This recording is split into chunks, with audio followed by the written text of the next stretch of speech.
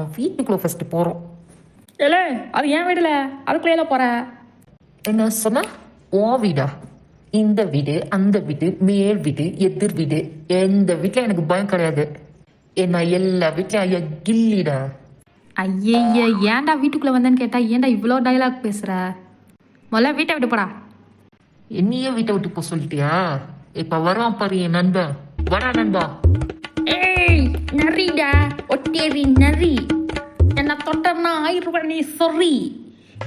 Already நீயே சொறி வந்த மாதிரி தான்டா இருக்க. முதல்ல வீட்டை விட்டு போங்கடா. ஏன்டா காலங்காத்தால வீட்டுக்குள்ளே வந்து தகராறு பண்ணிட்டு இருக்கீங்க?